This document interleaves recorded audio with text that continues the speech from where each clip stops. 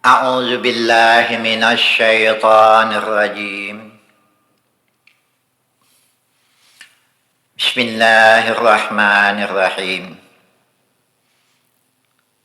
الحمد لله رب العالمين، والصلاة والسلام على أشرف الأنبياء والمرسلين وعلى آله وأصحابه أجمعين.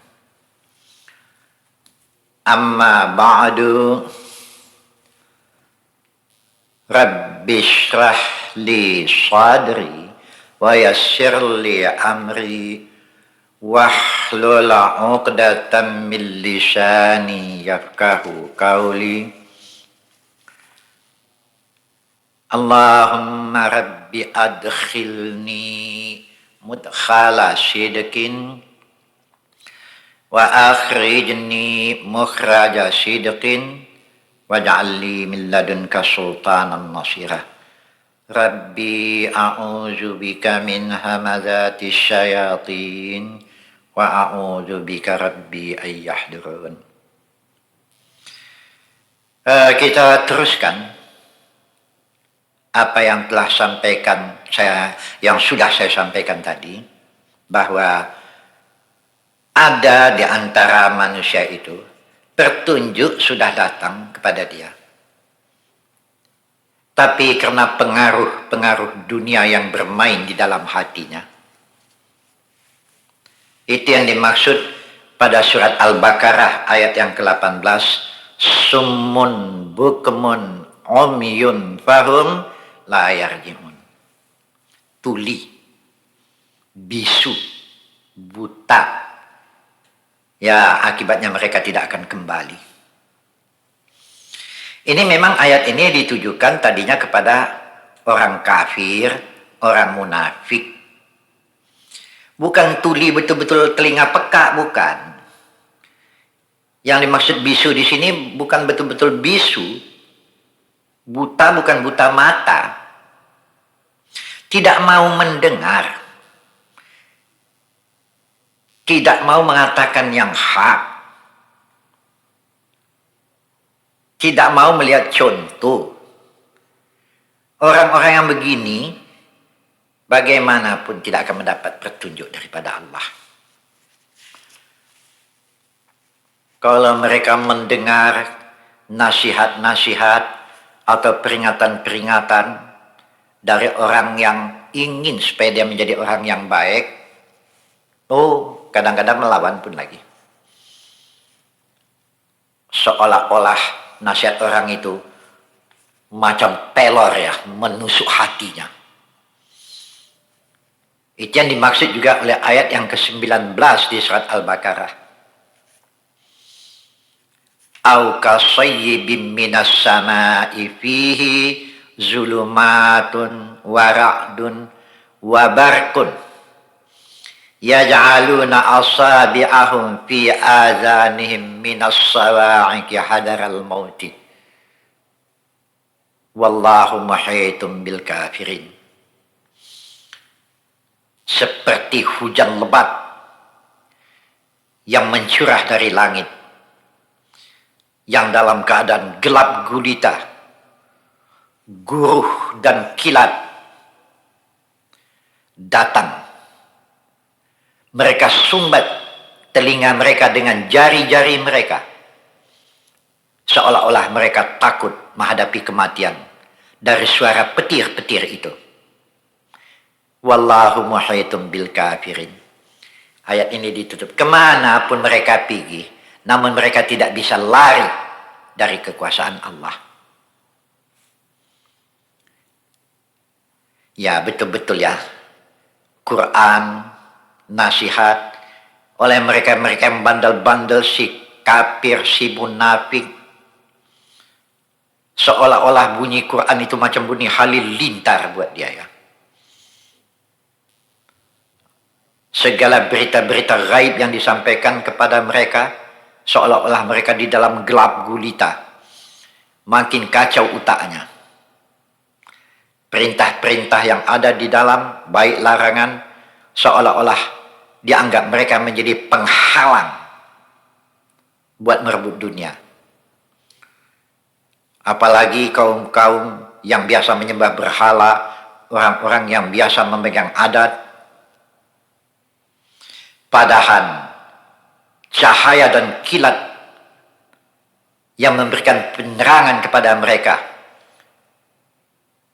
adalah untuk menyelamatkan mereka. Tapi mereka tutup telinga mereka tutup mata mereka. Sungguh malang sekali orang yang semacam ini. Tapi ada pula di antara mereka si munafik-munafik itu, kalau mereka ada melihat keuntungan di dalam, mereka ikut. Ini pula kaum-kaum munafik pula ini. Kalau dapat keuntungan, oke, gotong royong. Tapi kalau timbul hal-hal yang menakutkan seperti perintah perang umpamanya, wah, mulailah mereka membuat segala macam alasan. Minta sumbangan infak, bikin alasan lagi. Untuk digunakan untuk kepentingan agama. Mereka cari-cari dalih. Sungguh, orang yang semacam ini akan menghadapi kesukaran di atas kesukaran. Mereka tidak percaya dengan apa yang disampaikan Nabi.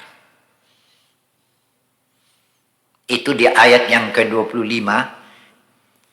Wa basyiril ladzina amanu wa 'amilus salihati anna lahum jannatin tajri min tahtihal anhar kullama ruziku minha min samaratir rizqan qalu hadzal ladzi ruzikna min qablu wa utu bihi mutasyabiha walahum fiha azwajum mutahharatun wahum fiha khalidun.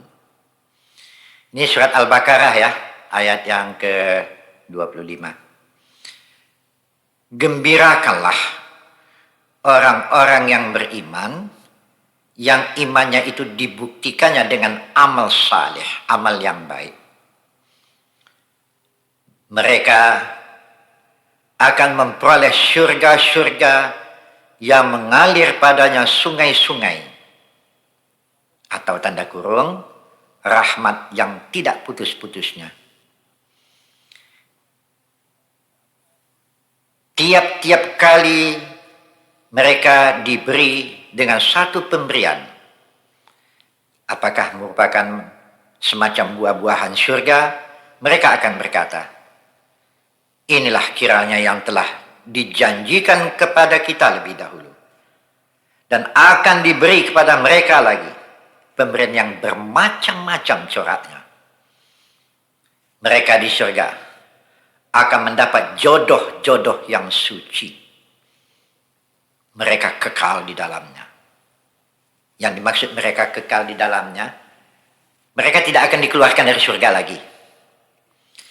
Yang dimaksud jodoh-jodoh azwajum mutahharah. Oh, ada sebahagian teman-teman mengartikan dengan bidadari-bidadari. Ada yang mengartikan macam itu. Sehingga akibatnya saya banyak mendapat pertanyaan dari ibu-ibu di pengajian. Azwajum mutahharah rupanya disediakan untuk bidadari untuk laki-laki saja ya. Kami ini bagaimana ini katanya. Saya menjawab, sebetulnya azwajum mutahharah lebih tepat kalau diartikan dengan jodoh-jodoh yang suci. Yang dimaksud dengan jodoh-jodoh yang suci di sini ialah jodoh-jodoh yang tidak menyakitkan hati. Kalau jodoh-jodoh di dunia, alah, tak usah cerita lah ya. Bapak-bapak, ingin bapak-bapak mendapat istri di dunia yang tidak ada cacatnya, takkan jumpa itu. Atau kebalikannya. Ibu-ibu ingin mendapat suami yang semua lengkap, gak ada cacatnya di dunia, takkan jumpa itu. Jadi, kalau memang tadinya suami istri itu dipadu dengan kasih sayang, lebih kurang sikit sudahlah. Ya. Di manalah yang sempurna di dunia ini? Itu menunjukkan dan dalil yang paling kuat untuk kita bahasa kekuasaan itu hanya berada di tangan Tuhan. Hendaknya yang macam ini juga meresap ke dalam jiwa maunya. Dalam soal mencari Tuhan ini dari segi ini pun jadi pikiran maunya ini. Jadi lebih kurang sedikit sudahlah. Sabar. Tenang. Banyak sekali manusia. Tak usah. Yang tak beragama itu tak usahlah kita bicarakan. Yang Islam mengaku bersyahadat tapi tidak padat. Kalau sudah ada hajat, ada niat, mau bikin nazar, bikin janji, bersumpah, apa nanti kalau ini berhasil bikin ini, bikin itu. Tapi kenyataannya sudah berhasil, mereka lupa dengan janji mereka. Ini yang macam ini, watak-watak munafik yang macam ini ya. Yukhadi'una Allah walladzina amanu wa ma yakhda'una illa anfusahum wa ma yash'urun. Ini di surat Al-Baqarah ayat yang ke-9 ini ya. Mereka ini apa mau menipu Allah? Mau menipu orang yang beriman? Wa ma yakhda'una illa anfusahum. Sebenarnya mereka adalah menipu diri mereka sendiri. Mereka tidak sadar. Kalau saya mengartikan, mereka tidak mau tahu. Tidak ada pengertiannya. Penyakit apalah yang di hati manusia macam ini ya. Barangkali yang membalut hatinya dunia ini saja barangkali. Kalau sudah hati bergantung kepada persoalan dunia, yang dibalut oleh nafsu, yang dipermainkan oleh setan, akibatnya mereka akan mendapat azab yang hebat nanti. Setan ada satu pedoman dalam kehidupannya. Kalau sudah bisikan setan bermain di dalam hati, ini sudah pasti hukum Allah terlanggar nih. Memang setan mau menghancurkan kamu. Memang tidak seorang pun di antara kita yang tidak diikuti oleh setan terus menerus itu. Sedangkan Nabi mengatakan li syaitani walakin malaktuhu. Setan yang mengikuti saya pun ada, tapi dapat saya mengetahui, oh ini setan punya bisikan ini. Lawan. Nanti hancur sendiri. Itu yang mengipas-ngipas ya. Nah, di sini diperingatkan oleh Allah lagi. Coba nanti perhatikan. Surat Al-Baqarah juga ya. Kita masih bergelimang di sekitar surat Al-Baqarah ini. Ayat yang ke-28, ayat yang ke-29. Ini dalam rangka mengenal Allah ya. Mencari Allah, mengenal Allah, mengenal kekuasaannya, itu yang dimaksud. Nah, bunyi surat Al-Baqarah ayat yang ke-28, coba dengar. Kaifa takfuruna billahi wa kuntum amwatan fa ahyaakum summa yumitukum summa yuhyikum summa ilaihi turja'un. Ayat yang ke-28. Kenapalah kamu menjadi orang yang kufur terhadap Allah? Tadinya kamu mati. Yang dimaksud tadinya kamu mati sini, kamu tadinya tidak ada. Lantas ia hidupkan. Ia lahirkan sekarang. Kemudian dia matikan lagi. Itu nanti waktu malaikat maut datang menjemput. Kemudian dia hidupkan kembali. Itu maksud nanti di hari akhirat, di hari berbangkit. Kemudian pada hidup waktu ini sama sekali kamu kembali kepada Allah. Yang dimaksud di sini kembali kepada Allah untuk diperiksa. Jadi tidak ada satupun yang dapat tersembunyi dari pandangan Allah. Kalau tidak, pada ayat yang ke-29 lebih ditegaskan Allah lagi.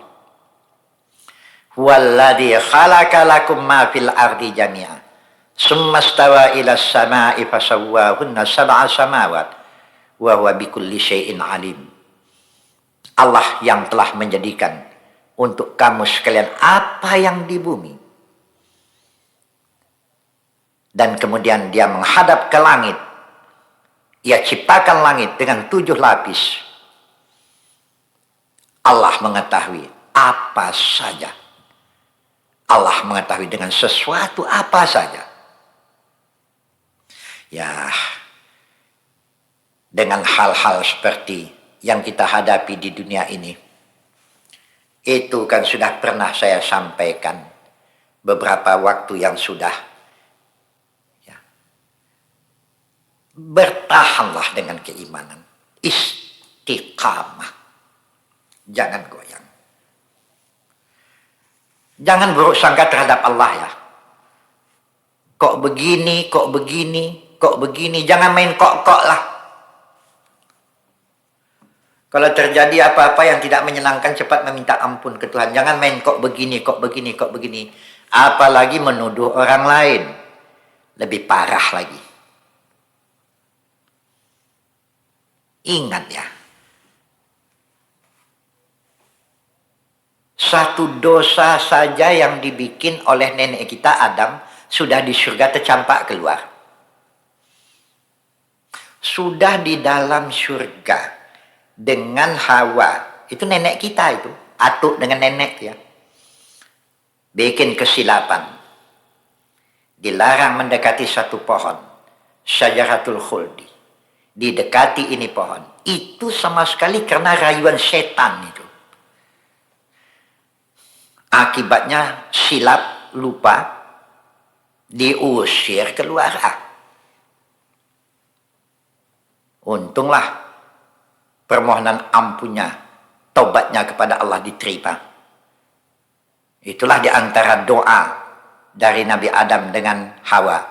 Rabbana zalamna anfusana wa illam taghfir lana wa tarhamna lanakunanna minal khasirin. Rabbana zalamna anfusana. Oh Tuhan, kami sebenarnya telah menganiaya diri kami sendiri. Wa illam taghfir lana wa tarhamna. Kalau tidaklah engkau ampuni kami wahai Tuhan. Dan kalaulah tidak engkau rahmati kami dengan limpahan kasih sayang-Mu, sesungguhnya kami adalah orang yang merugi. Itu doa di dalam Quran nih. Ya untuk kita pun doa macam ini baik ya, selalu dibaca. Satu dosa ya sudah di surga tercampak keluar. Bagaimana kita yang masih di luar? Berapa banyak bikin dosa sudah? Mau ke surga? Iya. Pernah menilai berapa banyak bikin dosa? Ini dosa orang saja yang dinilainya. Kalau dosa orang bukan main cepat nampaknya. Nilailah diri sendiri ya. Banyak orang yang bertanya, ibadat apa yang paling baik Ustaz? Banyak ibadat yang baik. Tapi kalau ditanya sama saya, minta ampunlah banyak-banyak ke Tuhan. Minta ampun. Astaghfirullahaladzim. Alladzi la ilaha illa wal hayyul qayyum wa atubu ilaih. Ya, ini doa minta ampun. Rabbana zalamna anfusana wa illam taghfir lana wa tarhamna lanakunanna minal khasirin. Ini juga doa minta ampun. Banyak lagi yang lain-lain ya. Ya. saya akan berteriak terus ya. Melalui jalan apa saja mungkin ditempuh. Awas. Jangan sampai kamu tertipu. Sebagaimana nenek kita yang sudah di dalam surga tertipu hingga tercampak keluar. Bumi ini tanah pembuangan ini. Maka sudahnya kan mengutuk juga kita kepada syaitan. Kalau bolehlah nenek kita Adam Hawa dulu tidak diusir. Kita dilahirkan di surga. Sudah aman kita. Tak payah-payah berpikir cari makan. Tak payah berpikir lagi kerja sana kerja sini. Bertenang di sana. Memang kurang ajar syaitan dia. Tingkah dia magawat. Lahir. Di dunia yang macam inilah. Serba sukar, serba sulit. Sudah itu, sudah kita sama kita di kipas setan, kita sama kita pula berantem lagi. Timbul hasad, timbul dengki, timbul fitnah di antara kita. Ini sama sekali kipasan setan. Ingat. Walladina kafaru wa kazzabu bi ayatina ulaika ashabun nar hum fiha khalidun. Kalau sempatlah dengan rayuan setan, dengan bisikan setan keluar dari Islam menjadi kafir hingga ayat-ayat kami tidak diperdulikan, mereka ini akan menjadi penduduk neraka. Kalau sampai mati dalam kekafiran, syirik, kekal di dalam neraka. Ya, mudah-mudahan saja lah ya. Segala apa yang kami dengungkan, yang dimaksud dengan kami dengungkan di sini, semua pendakwah-pendakwah ya, semua ustadz-ustadz. Bukan saya saja, ustadz-ustadz kita yang lain pun yang pergi ke desa-desa, dengarkan, amalkan. Awas.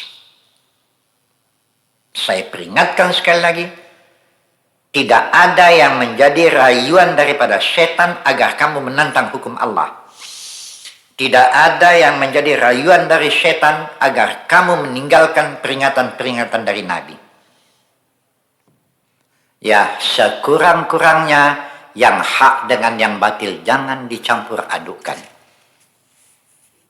Dan ini sudah diperingatkan Allah juga. Coba lihat nanti surat Al-Baqarah ayat yang ke-42. Wala talbisul haqqa bil batili wa taktumul haqqa wa antum ta'lamun. Jangan dipercampur baurkan, disamarkan yang benar dengan yang tidak benar, dengan yang batil. Jangan kamu sembunyikan kebenaran. Karena dengan mempercampurkan yang hak dengan yang batil, berarti yang hak menjadi samar. Wa antum ta'alamun. Padahal kamu mengetahui. Yang dimaksud kamu mengetahui di sini, masa tidak tahu? Orang penokoh, tahu dia bahasa dia menokoh. Cuman ke orang lain katakannya hebat juga. Kalau di muka orang pencuri tak mau dia mengaku pencuri. Tapi dia sendiri tahu bahwa dia pencuri, orang jahat. Jadi hati-hatilah. Kalau orang-orang dahulu membuat segala hal-hal yang tidak benar, mereka variasi agar nampak benar, kamu jangan melakukan yang semacam itu. Itu salah, curang. Kalau kita menokoh, kalau kita menipu, tapi tidak ada hubungannya dengan agama, itu pun termasuk tidak baik. Kalau kita tipu orang, tidak membawa soal agama, itu pun tidak baik. Apa kabar? Nama Allah dibawa untuk menipu. Apa kabar? Ayat-ayat dibacakan untuk menokoh orang banyak. Ya Allah, tidak tahu saya azab apa yang akan diterima oleh orang yang semacam ini.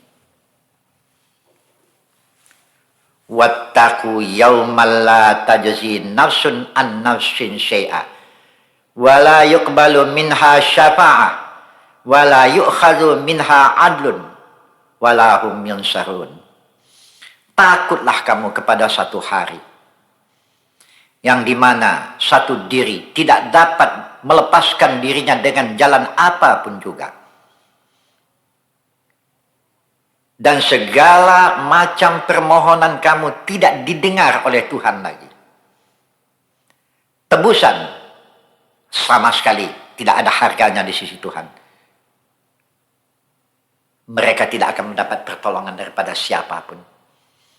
Itu di surat Al-Baqarah ayat 48 itu. Yang berpangkal dari ayat wattaqu yaumal la tajzi nafsun an nafsin syai'a tadi itu. Oh, tak dapat ditebus. Walaupun isi dunia ini kamu penuhi dengan emas, mampu kamu mengemaskan segala macam apa saja di dunia ini. Dengan itu kamu tebus agar lepas daripada azab, tak jalan. Buat Tuhan tak ada perlunya itu sama sekali. Sebab itulah maka selalu diperingatkan. Wattaqu yauma. Kalau di dunia kamu dapat lari, tapi kalau malaikat maut datang menjemput untuk mempertanggungjawabkan kehidupan duniamu, kemana mau lari? Jadi hati-hati.